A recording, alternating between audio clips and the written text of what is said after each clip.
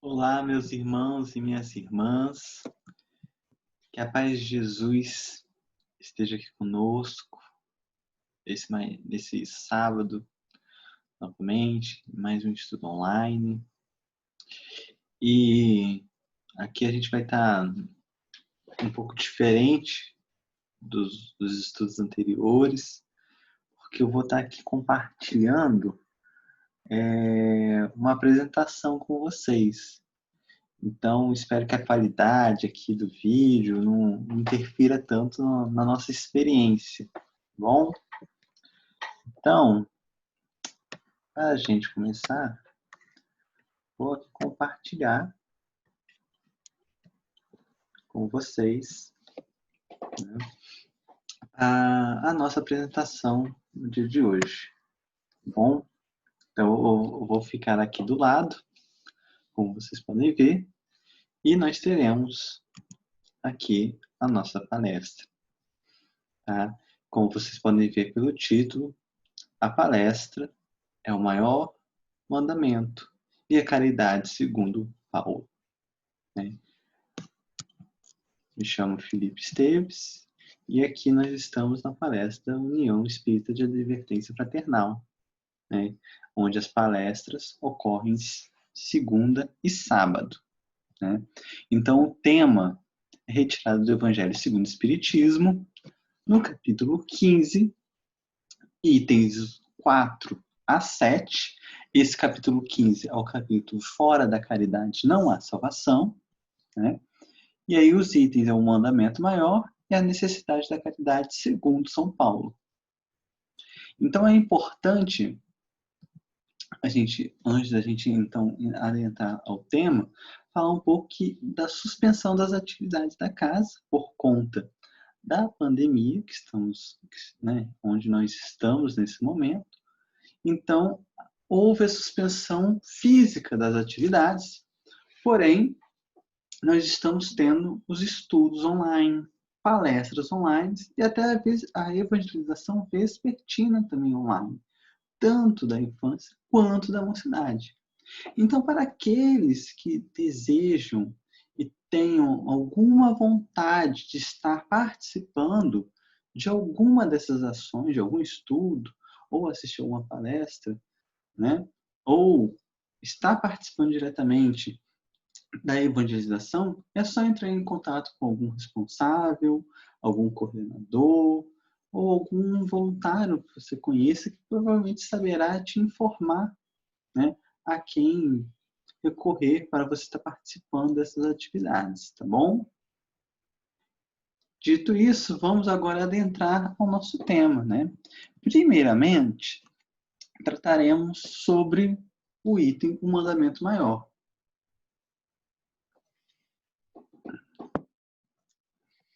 Então, o que nós vamos fazer é retirar os trechos, parte por parte, e ir analisando, tá bom? Então, nesse item, ele começa falando a passagem no qual Jesus se encontra ali com os fariseus, né? Então, a passagem é a seguinte: mas os fariseus, tendo sabido que ele tapara a boca aos saduceus, se reuniram. E um deles, que era doutor da lei, foi propor-lhe esta questão, para o tentar. Mestre, qual o maior mandamento da lei? Jesus lhes respondeu: amarás o Senhor teu Deus de todo o teu coração, de toda a tua alma, de todo o teu espírito. Este é o maior e o primeiro mandamento. E aqui está o segundo, que é semelhante ao primeiro. Amarás o teu próximo como a ti mesmo. Toda a lei e os profetas se acham contidos nesse mandamento, nesses dois mandamentos. Então, essa passagem nós encontramos em Mateus, no capítulo 22, dos versículos de 34 a 40. Né? Então, para a gente poder estar tratando dessas questões, a gente vai esmiuçar parte por parte. Então, ele começa falando que os fariseus, tendo sabido que ele tapara a boca aos saduceus, se reuniram. Então, antes de tudo, nós precisamos entender essas figuras. Quem eram os saduceus? Quem eram os fariseus? Né? Então, retirando do próprio Evangelho segundo o Espiritismo, na introdução dele, tem a explicação de alguns povos, de algumas seitas, de alguns grupos que tinham na época. E um desses era os saduceus. Então, tem lá uma explicação que é maior do que eu estou trazendo aqui, mas aqui é para a gente ter uma noção do que a gente está falando. Então, os saduceus era uma seita judia que se formou por volta do ano de 248 antes de Cristo, cujo nome veio de Sadoc, seu fundador. Por isso, saduceus. Não criam, né? Ou seja, não creem, né? Eles não acreditam na imortalidade, nem na ressurreição, nem nos anjos bons e maus. Entretanto, creem em Deus. Eram, como se vê hoje, tipo os materialistas, os deístas, né? E os sensualistas da época. Era uma seita pouco numerosa, mas que contava em seu seio importantes personagens e se tornou um partido político oposto constantemente aos fariseus, né? E os fariseus? Os fariseus já é bem mais conhecido que os saduceus, né? Os fariseus eram uma seita, né? A mais influente, desculpa, a mais influente dentre as seitas era a seita farisaica, né? E que teve por seu chefe Hilel, né? Doutor judeu, nascido na Babilônia, fundador de uma escola célebre, né? Onde se ensinava que só devia depositar fé nas escrituras, né? Então, esse é um ótimo resumo para definir o que eram os fariseus. Eram aqueles religiosos, aquele grupo que detinham conhecimento, porque estudavam muito as escrituras, as leis, mas só se detinham a elas, né? Pouco faziam de fato, né? Pouco colocavam em prática, né? Então, esse é o cenário. Os fariseus perceberam que Jesus tinha tapado a boca dos saduceus, ou seja, de alguma forma os saduceus entregaram-lhe Jesus, tentaram tentar Jesus de alguma forma, e Jesus tinha dado alguma resposta. E aí a gente tem que lembrar de novo, né, que os saduceus e os fariseus eles eram opostos normalmente, né? Então os fariseus, percebendo aquilo, se reuniram. E aí um deles, né, que era doutor da lei, foi propor-lhe uma questão para o tentar. E é muito interessante que, assim, tentar o Cristo, né? A gente fica pensando assim, como que a gente vai tentar o Cristo, né? Poxa, Cristo ser tentado, né? Mas era isso que justamente os fariseus queriam. Queriam que ele caísse em algum momento numa contradição, numa pegadinha. Então, assim, a gente fica imaginando qual o real motivo da pergunta, né? Qual o real motivo dele perguntar, mestre, qual o maior mandamento da lei? Será que ele, como fariseu, como doutor da lei, ele não tinha esse conhecimento? Ele não sabia qual era o maior mandamento da lei? E é lógico que ele sabia, né? Então, assim, qual o real motivo da pergunta? Por que ali está escrito claro que assim, ele queria tentar o Cristo? Como que ele iria tentar o Cristo fazendo apenas uma pergunta de qual o maior mandamento da lei? Né? Porque de novo, ele queria que Cristo caísse numa contradição. Mas como? Porque eles, como judeus, acreditavam nos mandamentos advindos de Moisés. certo? E Jesus pregava, muitas vezes, uma prática não diferente, não excludente a de Moisés, mas uma prática muito mais completa de Moisés. E quando fala qual o maior mandamento da lei, ele quer que Cristo se coloque numa posição assim, pô, ele vai falar alguma coisa com relação a Moisés, ou ele vai fazer o próprio mandamento dele. Ah, se ele fizer um próprio mandamento dele, ele vai contra Moisés. Então, assim, queria que Cristo ficasse numa situação onde ele ficaria ali encurralado, se contradizendo, né? Mas nós sabemos que Jesus é um Espírito perfeito, é o governador terrestre, ele já é perfeito desde 4,5 bilhões de anos atrás. Quando a Terra estava sendo formada, Jesus Cristo já era Jesus Cristo. Então, é claro que ele sabia qual era a intenção daquele doutor da lei com a pergunta, né? E sabia muito bem o que ele deveria responder. E ele tem uma resposta completa. Completa. Amarás o Senhor teu Deus de todo o teu coração, de toda a tua alma e de todo o teu espírito. Esse é o maior e o primeiro mandamento. E aqui está o segundo, que é semelhante ao primeiro. Amarás o teu próximo como a ti mesmo. O que é muito interessante é que Jesus coloca, amarás o Senhor teu Deus, né, de todo o teu coração, de toda a tua alma, de todo o teu espírito.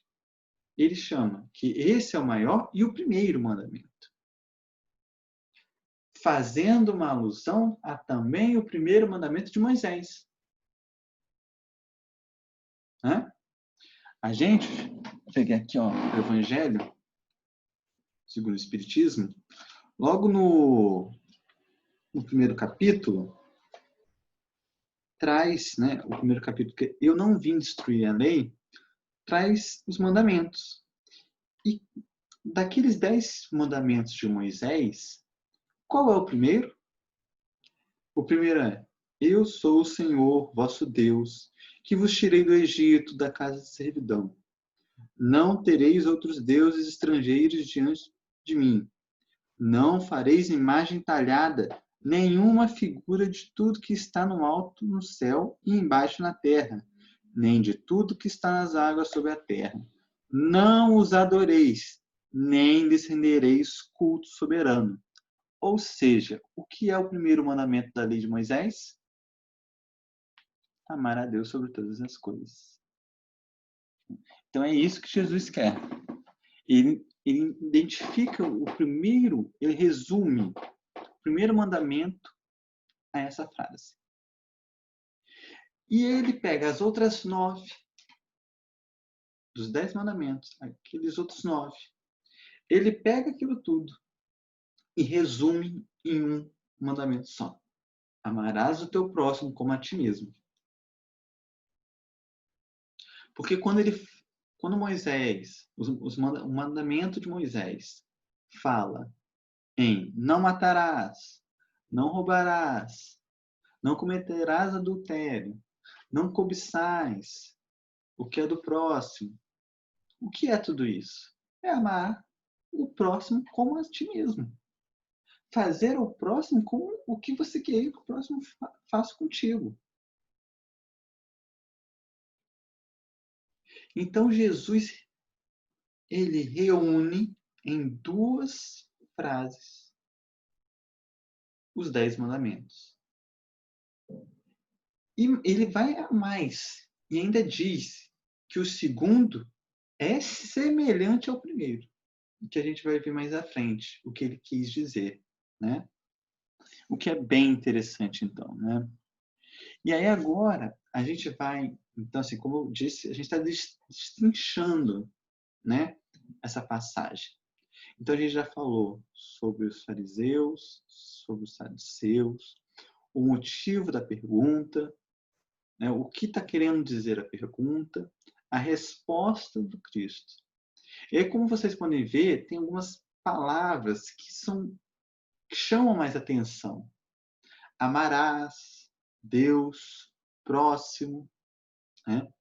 Então a gente vai trazer aqui algumas definições que o Evangelho e o Espiritismo vêm trazer. Então, por exemplo, na questão 888, a questão A, os Espíritos falam que o amor é a lei de atração para os seres vivos e organizados. No Evangelho segundo o Espiritismo, no capítulo 11, item 8, a lei de amor, é falado: o amor resume a doutrina de Jesus toda inteira, visto que esse é o sentimento por excelência. Ou seja, o amor é a nossa lei. Com o amor, tudo se resolve. O amor, ele é o resumo, é a síntese de todo o Evangelho do Cristo, de toda a Boa Nova. Se pudéssemos resumir toda a passagem do Cristo aqui na Terra em uma palavra, a palavra é amor. E o amor, como os Espíritos falam, é lei de atração. Lei de atração para os seres vivos e organizados. Ou seja, não tem como estar fora da lei. É uma lei, ou seja, é natural. Nesse momento eu posso até estar fora da lei. Mas eu que não sou natural. Porque o natural é ele estar na lei de amor. Né? Então essa é a primeira parte. A outra parte é falar sobre Deus. Porque amarás Deus. E o que é Deus? Essa é a primeira pergunta, né, do Livro dos Espíritos. O que é Deus? Na Gênesis, vem falando, né? Deus é, pois, a inteligência suprema e soberana. É único, eterno, imutável, imaterial, onipotente, soberanamente justo e bom, infinito em todas as perfeições, e não pode ser diverso disso. Está na Gênesis, no capítulo 2, no item 19. Também temos no livro do Leon Denis, Cristianismo e Espiritismo, no capítulo 6. Ele traz uma visão um pouco mais, nesse sentido, um pouco mais sentimental da figura de Deus. É o Deus Pai da humanidade e todas as nações, todos os homens são seus filhos. É o Deus em que tudo vive, move-se e respira, imanente em a natureza e na consciência humana. Né? Então, são duas versões de Deus que, num primeiro momento, parecem distintas, porque uma fala de um Deus que parece estar longe, dando as características dele, as qualidades dele, e um outro que faz um Deus parecer algo mais próximo da gente, algo muito mais familiar. Mas Deus, e aí as duas versões, elas se encontram porque Deus é tudo isso ao mesmo tempo. Né? Tanto que ele fala, né, que é o Deus em que tudo vive. Em que tudo vive. Tudo. Ou seja, é a mesma coisa de falar que é infinito em todas as perfeições. Deus está em tudo. Então, essas duas sínteses sobre o que é Deus, são duas sínteses na qual a primeira traz as atribuições dele, as qualidades, mas a segunda também traz as qualidades, porque somos todos filhos dele. Então, ao mesmo tempo que ele é essa inteligência suprema, é soberano, é único, ele é eterno, ele é infinito, ele é perfeito, ele também é nosso Pai.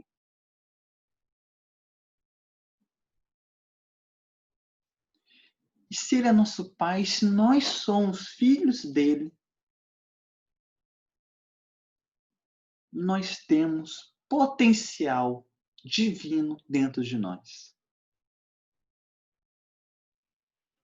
Potencial divino dentro de nós. Imaginemos então o quanto de amor nós podemos transbordar em nós.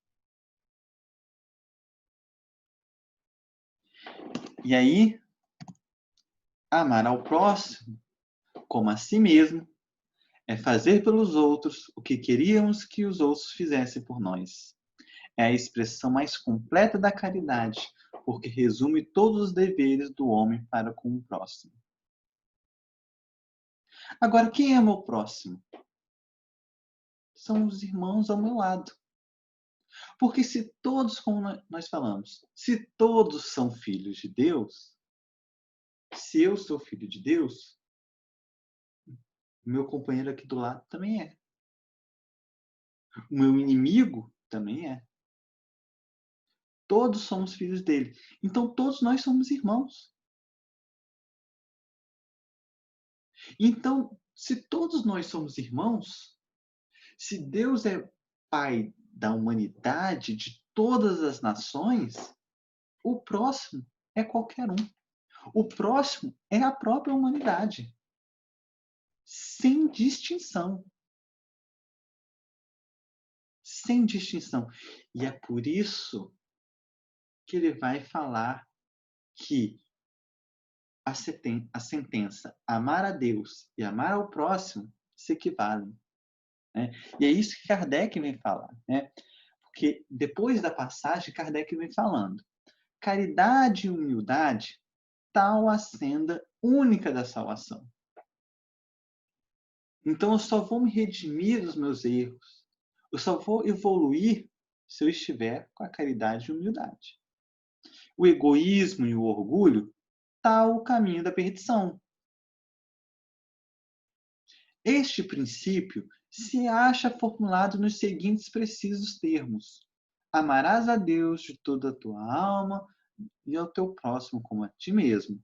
Toda a lei e os profetas se acham contidos nesses dois mandamentos. E para que não haja equívoco sobre a interpretação do amor de Deus e do próximo, acrescenta: e aqui está o segundo mandamento, que é semelhante ao primeiro, isto é, que não se pode verdadeiramente amar a Deus sem amar o próximo, e nem amar ao próximo sem amar a Deus. Logo, tudo que se faça contra o próximo, o mesmo é que fazê-lo contra Deus, não podendo amar a Deus sem praticar a caridade para com o próximo. Todos os deveres do homem se resumem nesta máxima: fora da caridade não há salvação. Então, o que Kardec vem concluir, que Jesus fala, né, é que amar a Deus e amar ao próximo se equivalem. Se equivalem. Porque se eu digo que amo Deus, eu tenho que amar o que vem dele, que somos nós, a humanidade, o meu próximo, meus irmãos. E se eu amo os meus irmãos, o meu próximo, eu também amo Deus. Porque Deus, ele quer isso de nós. Que nós nos amemos uns aos outros. Então não há como conceber uma coisa sem a outra. Não há.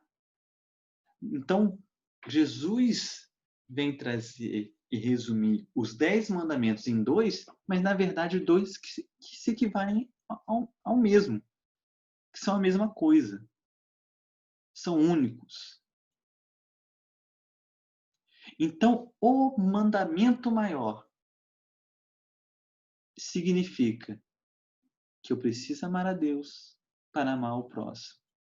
E eu preciso amar o próximo para amar a Deus. Sem um, não há o outro. Esse é um mandamento maior.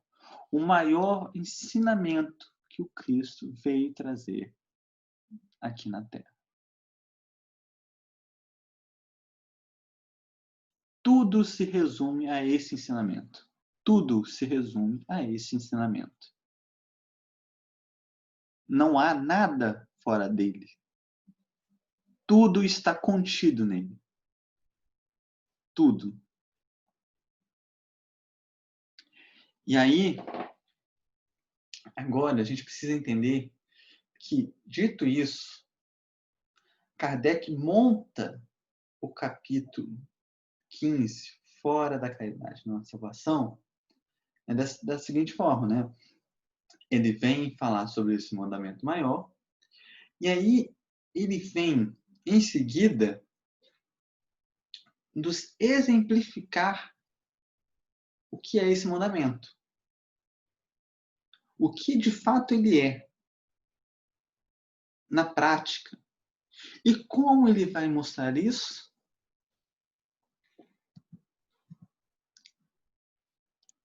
Utilizando Paulo. A primeira carta de Paulo aos Coríntios, né?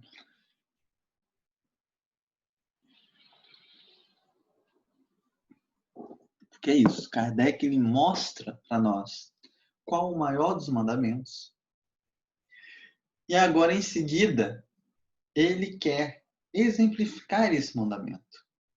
E se utiliza do conceito de alguém que vivenciou isso aqui na Terra.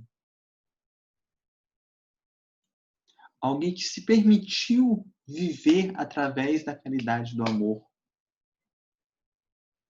Alguém que entendia disso. E que tinha um dom das palavras. E que sabia muito bem como transcrever todo esse sentimento em uma carta. Como é a primeira carta de Paulo aos Coríntios. Né? Então, o começo da carta, primeiro, assim, vale ressaltar que na carta a palavra caridade também pode ser entendida como amor. Né? E o amor pode ser entendido como caridade. Então a carta começa falando: ainda quando eu falasse todas as línguas dos homens e as línguas dos próprios anjos, se eu não tiver caridade, serei como o bronze que soa, um símbolo que retine. Assim, o primeiro trecho, né, do capítulo 13 da primeira carta de Paulo aos Coríntios, já cabe nós, assim, fazermos uma parada e analisarmos, né? O que ele quer falar assim, ainda quando eu falasse todas as línguas dos homens, né? Há diversos jeitos de interpretar, né? Ele pode estar se referindo à língua mesmo, de linguagem, né? De comunicação, mas também aos conhecimentos humanos. A inteligência humana. Mesmo que eu falasse todas as línguas dos homens, ou seja, que eu estudasse e soubesse de tudo que os homens sabem. E a língua dos próprios anjos. O que é a língua dos próprios anjos? É a parte religiosa. Então, que eu soubesse tudo do céu. Então, ainda que eu falasse toda a língua dos homens, que eu soubesse tudo que tem na terra, e a própria língua dos anjos, ou seja, se eu soubesse tudo que tem nos céus, se eu não tiver caridade, serei como o bronze que soa, e um símbolo que retine, ou seja, algo vazio. Algo que vai fazer um barulho, mas no fundo não terá nada.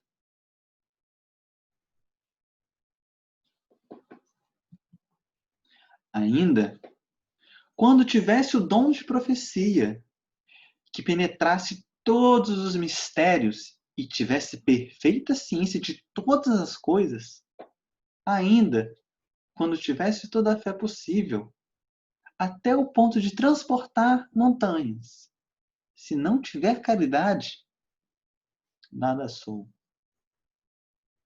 Então ele fala que se ele tivesse o dom de profetizar, se ele conseguisse entrar em todos os mistérios da vida, tivesse ciência de todas as coisas, se soubesse de tudo, e ainda tivesse toda a fé que pudesse transportar montanhas, olha bem, se ele tivesse a fé verdadeira, a fé que Jesus fala de transportar montanhas, se ele não tiver a caridade, ele nada é.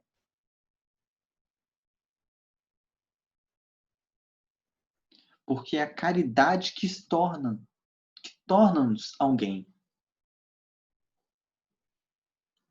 E continua.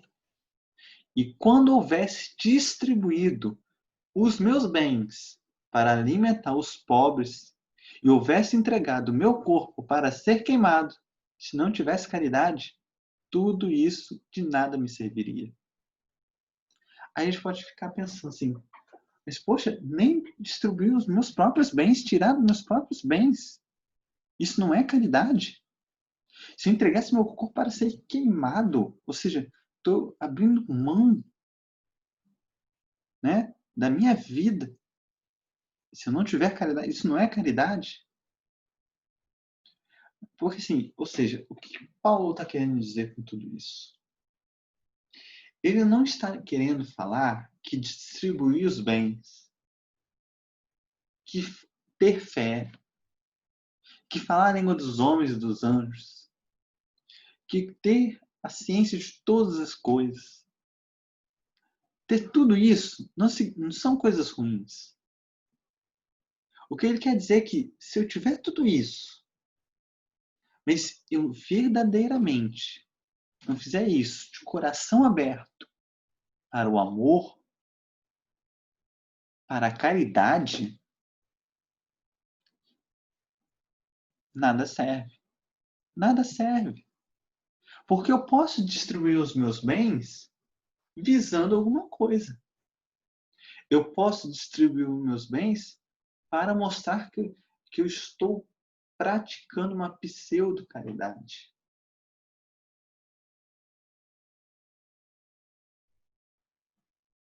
A verdadeira caridade é ela que nos diz quem somos. Como está lá nos infortúnios ocultos, a caridade ela se manifesta de forma oculta.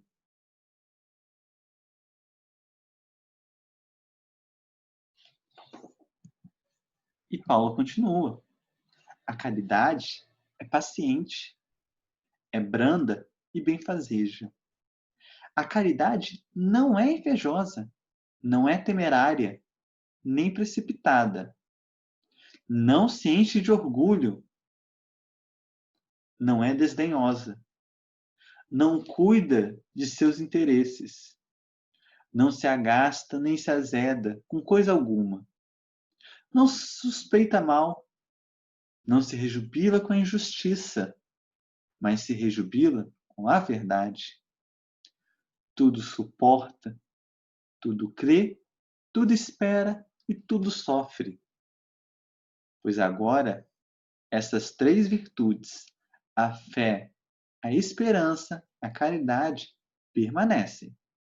Mas dentre elas, a mais excelente é a caridade. São Paulo, primeira epístola aos Coríntios, capítulo 13, versículos de 1 a 7 e o 13. Né?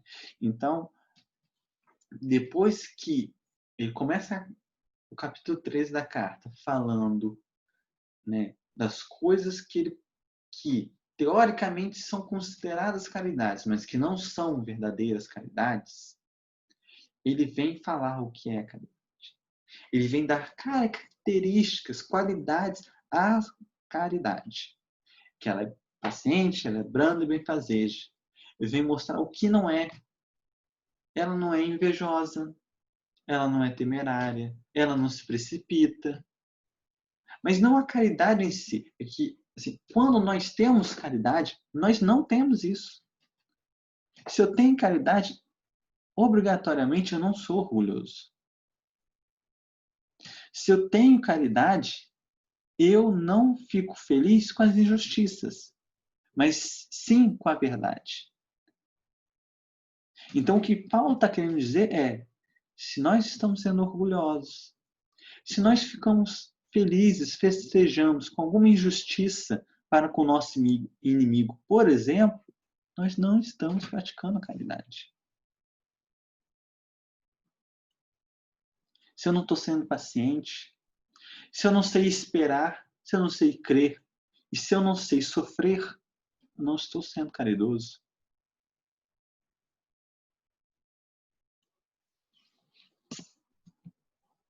Então a caridade, ela é benevolente.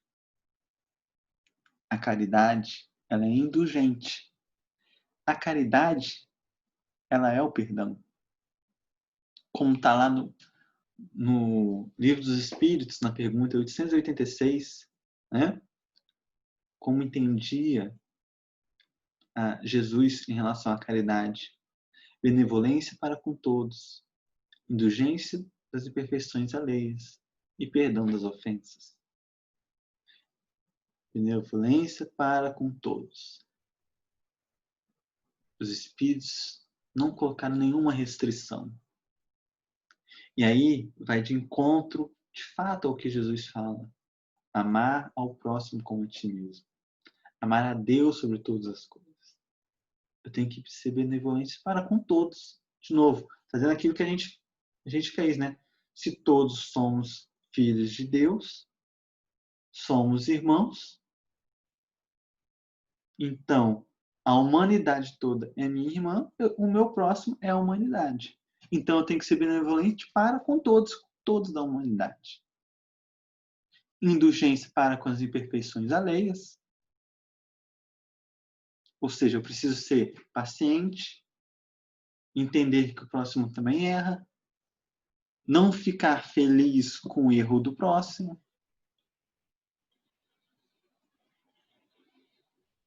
mas sim entender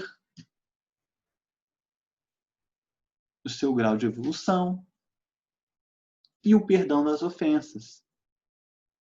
Não suspeitar o mal, não querer o mal, não querer se vingar, porque isso não é caridade. Não é caridade. Então Kardec, ele vai terminar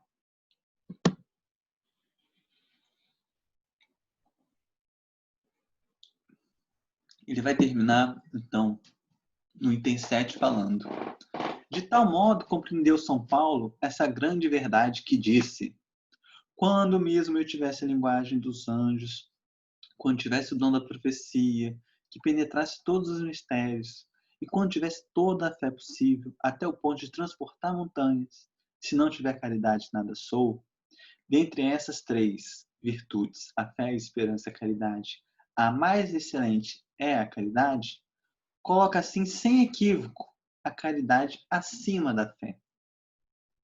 É que a caridade está ao alcance de toda a gente, do ignorante como do sábio, do rico como do pobre. Independente de qualquer crença particular. E faz mais. Define a verdadeira caridade. Mostra não só na beneficência, como também no conjunto de todas as qualidades do coração, na bondade e na benevolência para com o próximo. Então, o que Kardec ainda quer registrar, deixar aqui claro, é que, assim, além disso tudo, Paulo quer dizer que a caridade, ela não é inalcançável. Por mais que pareça, nossa, a caridade ela tem tantas qualidades, poxa, que eu não vou conseguir fazer a caridade. Não. Qualquer um pode praticar a caridade. Qualquer um.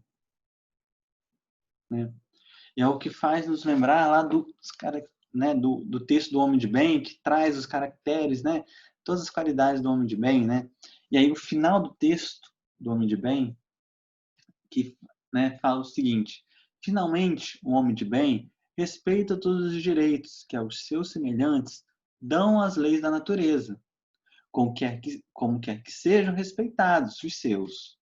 Não ficam assim enumeradas todas as qualidades que distinguem o homem de bem, mas aquele que se esforce por possuir o que acabamos de mencionar, ou seja, todas aquelas qualidades que vai estar lá no texto do homem de bem, no caminho se acha que a todas as demais conduz.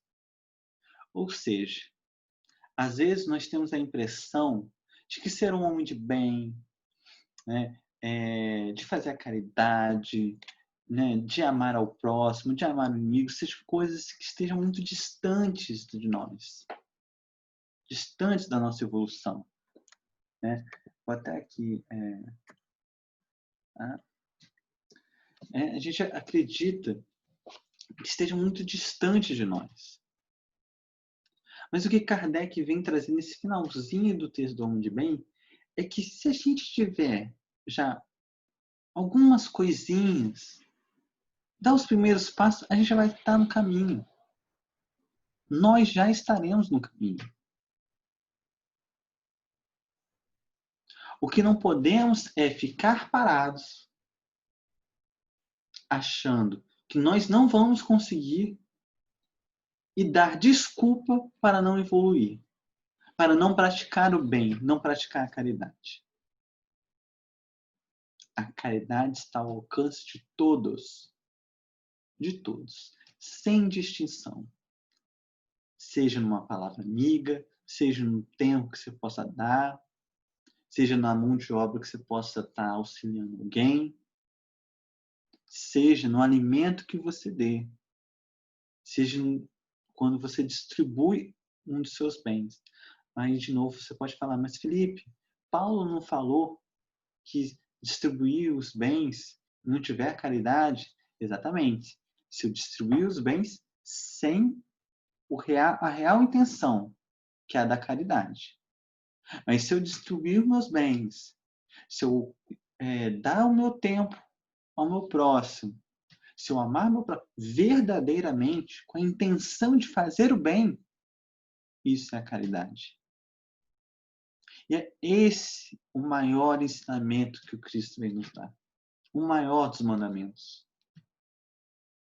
Que devemos amarmos uns aos outros, sem distinção. Porque o Cristo não fez distinção. Deus não faz distinção.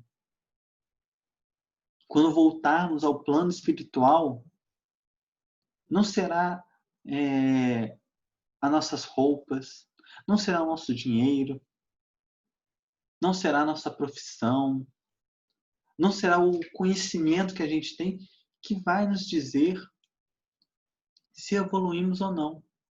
Mas sim o que nós fazemos aqui ou deixamos de fazer. Por isso a caridade é tão importante. Para mim, mas principalmente para o outro. Porque se eu pratico a caridade para o outro, é porque ele precisa. Ele está sofrendo, com dor. E lembremos, o Espiritismo é o consolador prometido. Ele vem consolar. Então nós devemos, como espíritas, sermos os mensageiros da consolação. E a consolação só vem através da caridade e com muito amor. E é com isso, meus irmãos, que nós, né, desejamos muita paz e muita luz, né, no final desse estudo, né, que todos possam estar, né, com muito amparo, né, cada um em seus lares, e esperamos retornar, né, ao fim desse momento tão delicado que estamos passando. Então, desejo a todos, né, muita paz e muito amor. Fiquem com Deus.